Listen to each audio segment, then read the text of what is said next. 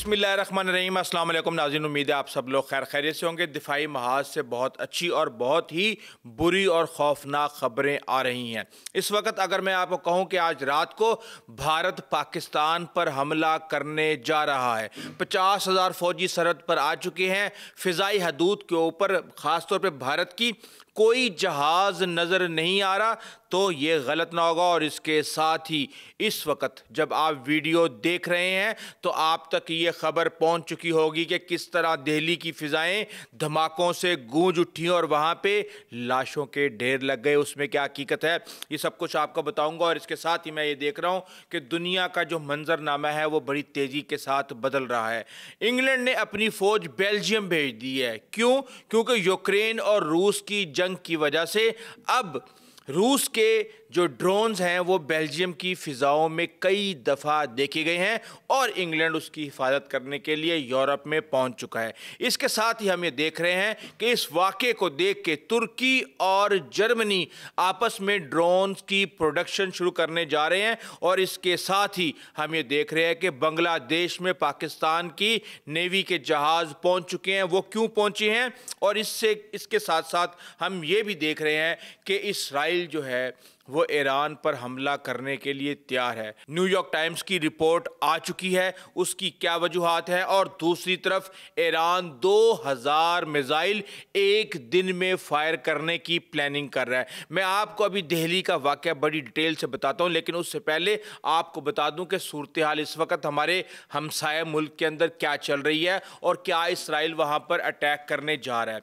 New York time ने अपनी report में बहुत सी ऐसी चीज़ें बताई हैं जिसकी वजह से ये वाज़िया हो रहा है कि इसराइल इस वक्त ईरान पर हमला करने के लिए तड़प रहा है। और दूसरी तरफ जो खबरें हमारे पास आ रही हैं कि 24/7 ईरान की असला साज फैक्ट्रियां, रॉकेट बनाने वाली फैक्ट्रियां काम कर रही हैं, क्योंकि 2000 रॉकेट एक दिन में फायर करने का प्लान बनाया जा चुका है। और उसकी बड़ी वजह यह है कि ये हालिया जो कशीदगी हुई थी इसराइल और ईरान के दरमियान, उसके बाद पूरी दुनिया के अंदर ये तासुर गया है कि ईरान कमज़ोर हो चुका है। और कहा यह जा रहा है कि गज़ा के अंदर हमास ख़त्म कर दी गई, हिज़्बुल्लाह ख़त्म कर दिया गया, लेबनान के अंदर हौसियों को निशाना बनाया जा रहा है। शाम जो कि फ्रंट लाइन स्टेट थी ईरान की इसराइल के ख़िलाफ़, वहाँ पे बशारुल असद के बाद अब हम ये देख रहे हैं कि नए सरबरा अल शरा जो हैं वो अमेरिका ट्रंप से मिलने जा रहे हैं।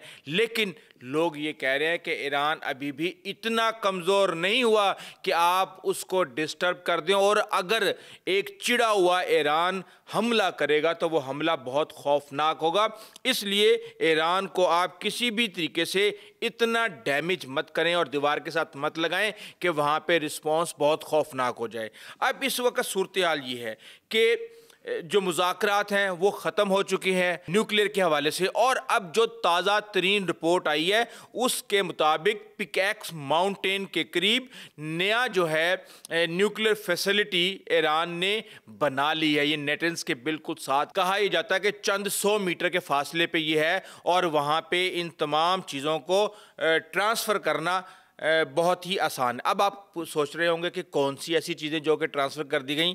तो जनाब जो IAEA के डायरेक्टर हैं राफेल ग्रोसी, वो ये कह रहे हैं कि 400 किलोग्राम की जो 60% यूरेनियम इनरिच हुई है, यानी कि वेपन्स ग्रेड की, वो इस वक्त ईरान के पास है। और इससे वो 11 एटम बम बना सकता है, यानी कि उन्हें यह ख़तरा है कि ईरान किसी भी लम्हे एटम बम बना सकता है। तो अब उसको कैसे रोकना है? उसको इंस्पेक्शन से रोकना है। तो अभी ईरान ने हर तरह के मुज़ाकरात जो है वो ख़त्म किए हुए हैं। 2015 का जो एग्रीमेंट था वो ख़त्म हो चुका है। इसके साथ ही हम ये देख रहे हैं कि ना बातचीत हो रही, ना ही मॉनिटरिंग हो रही, और इस तरह की कोई भी ऐसी जगह के ऊपर IAEA को इंस्पेक्शन की ईरान इजाज़त नहीं दे रहा। जबकि इसराइल ने वाज़िया तौर पे कह दिया है कि ईरान का एटम बम हमारी सालमियत के लिए या आप ये कह लें कि हमारे वजूद के लिए ख़तरा है। तो एक लाइन के बाद जैसे ही हमें पता चलेगा कि ईरान ایٹم بم بنا رہا ہے ہم اس پر حملہ کر دیں گے، اور جتنے بھی دفاعی تجزیہ نگار ہیں وہ یہ کہہ رہے ہیں کہ اس وقت اسرائیل ایران پر حملے کے بہت ہی قریب آ چکا ہے۔ جبکہ دوسری طرف ہم یہ دیکھ رہے ہیں کہ علی وائز ہیں، یہ انٹرنیشنل کرائسس گروپ کے ایران پروجیکٹ کے ہیڈ ہیں، انہوں نے یہ بتایا ہے کہ اس وقت 24 گھنٹے 7 دن ایران کی جو میزائل کی فیکٹریاں ہیں وہ کام کر رہی ہیں، کیونکہ وہاں پہ جو باوثوق ذرائع ہیں وہ یہ بتا رہے ہیں کہ اس سے پہلے ہم نے 12 دنوں میں 500 میزائل داغے تھے، اب ہم پہلے ہی دن 2000 میزائل داغیں گے، جس سے ایران کے ڈیفنس سسٹم کو مفلوج کر دیا جائے گا۔ اور ہم نے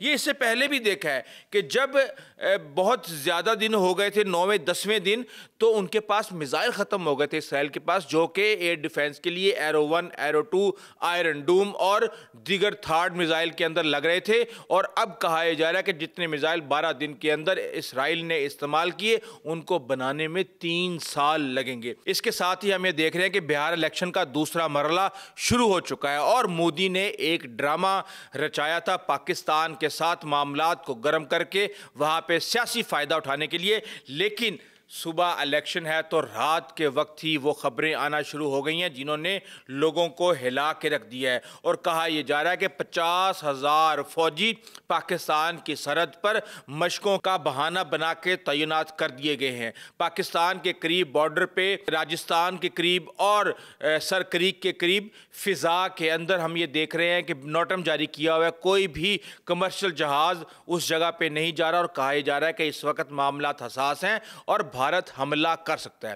اب اگلا سوال یہ پیدا ہوتا ہے کہ بھارت حملہ کیوں کرے گا؟ پہلگام کا معاملہ تو ابھی تک لٹکا ہوا ہے، تو اب آج کے دن کی خبریں میں آپ کو بتا دوں کہ ایک اے جے کے پولیس نے 300 کلو، پہلے یہ بتایا گیا کہ آر ڈی ایکس ریکور کیا گیا ہے، ایک ڈاکٹر وہاں پہ پکڑے گئے ہیں، ڈاکٹر مزمل، اور امونیم نائٹریٹ اس کے بعد بتایا گیا کہ وہاں پہ موجود تھا، AK-47 وہاں پہ موجود تھی فرید آباد کے اندر، اور کہا یہ جا رہا تھا کہ دہلی کے اوپر بہت بڑے حملے کی پلاننگ کی جا رہی تھی۔ اور اس کے بعد ہم رات کو دیکھتے ہیں کہ لال قلعہ کے جو میٹرو اسٹیشن ہے گیٹ نمبر 1 کے پاس دھماکہ ہوتا ہے، اور وہ دھماکہ اتنا خوفناک ہے، جو مناظر ہمارے پاس آئے ہیں دیکھ کے انسان حیران رہ جائے۔ ابتدائی طور پہ سرکاری ذرائع کہہ رہے ہیں، کوئی کہہ رہا ہے 9 مر گئے، کوئی کہہ رہا ہے 10 مر گئے، کوئی کہہ رہا ہے 11 مر گئے، لیکن اس وقت وہاں گراؤنڈ پہ جو تباہی مچی ہوئی ہے وہ واضح طور پہ یہ اشارہ کر رہی ہے کہ یہاں پہ مرنے والوں کی تعداد 2 سے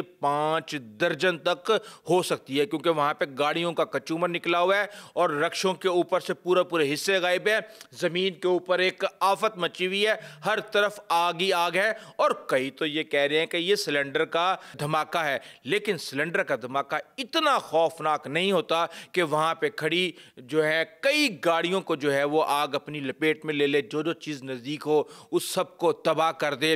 لیکن اس وقت دہلی پولیس کسی بھی قسم کی کوئی انفارمیشن شیئر نہیں کر رہی، اور وہ یہ کہہ رہی ہے کہ ابھی ہم معاملے کو انویسٹیگیٹ کر رہے ہیں، لیکن اس کے ساتھ ہی یہ باتیں بھی شروع ہو چکی ہیں کہ کس طریقے سے بھارت جو ہے وہ پاکستان پر حملہ کرنے کی پلاننگ کر رہا ہے، فالس فلیگ آپریشن ایک اور رچایا جا رہا ہے۔ یہی وجہ ہے کہ پاکستان نے، آپ کو پتا ہے کہ کہا تھا کہ ہم اس دفعہ مشرق سے بھی برسیں گے، تو ہمارا ایک جنگی جہاز PNS سیف جو ہے وہ بنگلہ دیش خیر سگالی کے دورے پہ پہنچ چکا ہے، اور وہاں پہ بہت سی چیزیں ایسی ہوں گی۔ آپ کو پتا ہے کہ جب تک شیخ حسینہ واجد تھی 15 سال تک پاکستان کا کوئی بھی وہاں پہ نہ کوئی وفد گیا، نہ ہی کوئی اچھے طریقے سے تعلقات مینٹین کیے گئے، لیکن اب جو خبریں آ رہی ہیں یہ پاکستان کی 1971 کے بعد پہلا جنگی جہاز ہے جو کہ وہاں پہ پہنچا ہے، اور خدا نخواستہ اگر کوئی بھارت کسی بھی قسم کا کوئی ایڈونچر کرتا ہے تو وہیں سے تھپڑ پڑنا شروع ہوں گے۔ لیکن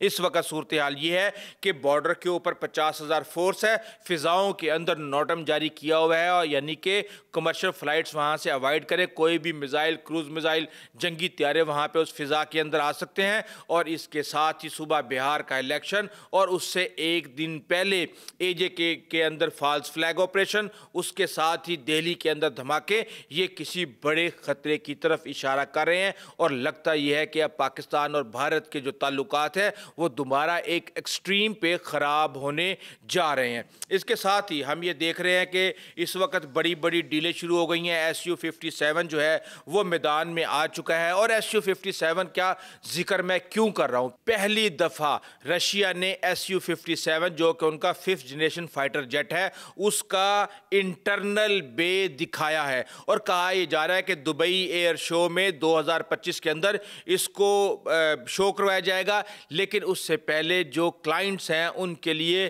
فوٹیجز جاری کر دی گئی ہیں۔ اب سب سے بڑا کلائنٹ جو ہے اس کا وہ ہے بھارت، کیونکہ کہا یہ جا رہا ہے کہ بھارت 127 طیاروں کی ڈیل کرنے جا رہا ہے رشیا کے ساتھ، جس میں ابتدائی طور پہ 27 طیارے جو ہے وہ مانگے گئے ہیں، جبکہ ٹوٹل 29 طیارے اس وقت رشیا کے پاس موجود ہیں۔ اور اس کے ساتھ ہی یہ بھی کہا جا رہا ہے کہ یہ ہو ہی نہیں سکتا کہ بھارت SU-57 کے علاوہ کوئی اور 5th جنریشن فائٹر جیٹ لے۔ اس کی وجہ یہ ہے کہ ان کا پورا ایکو سسٹم جو ہے وہ سخوئی کے اوپر بلٹ ہوا ہے۔ وہاں پہ SU-30 کئی تعداد کے اندر بنائے جا رہے ہیں، تو کہا جا رہا ہے کہ اس کی مینوفیکچرنگ وہاں پہ، اس کے پارٹس کی انٹیگریشن، پائلٹس کی ٹریننگ اور دیگر ایسی چیزیں ہیں جس کی وجہ سے بھارت یہ سودا کرنے جا رہا ہے۔ لیکن الحمدللہ پاکستان کے طیارے آذربائیجان کی فضا کے اندر پرواز کرتے ہوئے پوری دنیا نے دیکھ لے۔ یہ وہ طیارے ہیں جو کہ پاکستان نے آذربائیجان کو فروخت کیے ہیں۔ ان کے نیشنل ڈے سے چند دن پہلے پاکستان میں یہ خبر آ گئی تھی کہ پاکستان نے اپنے GF-17 تھنڈر بلاک 3 طیارے بھیج دیے ہیں آذربائیجان، اور اس کے بعد ہم نے فضا کے اندر 5 طیارے دیکھے جن پر پاکستان کا جھنڈا نہیں لگا ہوا تھا۔ اب یہ تو نہیں ہو سکتا کہ ان کی پریڈ میں جا کے اور پھر واپس لے آئیں، ظاہر سی بات ہے ان کو ڈیلیوری دینی ہے، تو شاید ان کو ارلی ڈیلیوری دے دی گئی ہے یا ان کی ڈیلیوری ڈیو ہو چکی تھی۔ لیکن یہ ایک بہت بڑی کامیابی ہے کہ پاکستان جیسے ملک نے فائٹر جیٹ بنا کے ایکسپورٹ کی ہیں۔ تو اب آپ سوچیں کہ پاکستان میں کیا کچھ نہیں بن سکتا، صرف کوشش اور جستجو کی ضرورت ہے۔ ابھی تک کے لیے اتنی، اور امید کرتے ہیں کہ پاکستان اور بھارت کے جو تعلقات ہیں وہ مزید خراب نہیں ہوں گے۔ کل پولنگ ہو جائے گی، لیکن اگر کوئی ایڈوینچر ہوا تو یہ میں آپ کو گارنٹی دے رہا ہوں کہ پاکستان اس وقت مکمل طور پہ منہ توڑ جواب دینے کے لیے تیار ہے۔ کیوں؟ کیونکہ بھارت جو ہے وہ ابھی تیار نہیں ہے۔ اس نے ابھی ملٹی ڈومین سسٹم بنانا ہے، اس نے نئے طیارے لینے ہیں، اس نے اس کے ساتھ ہی اپنی بحریہ کو ایکٹیویٹ کرنا ہے۔ اس کے پاس ابھی وہ میزائل بھی نہیں ہے جس کی بنیاد پہ وہ پاکستان کو گھٹنے ٹیکنے پہ مجبور کر سکتا ہو، اور یہ تو اس کا خواب ہی ہے جو کہ ساری عمر خواب ہی رہے گا۔ بہرحال اس حوالے سے آپ کو اپڈیٹ کرتے رہیں گے۔ ابھی تک کے لیے اتنا ہی، آئندہ تک اجازت دیجیے۔ اللہ حافظ۔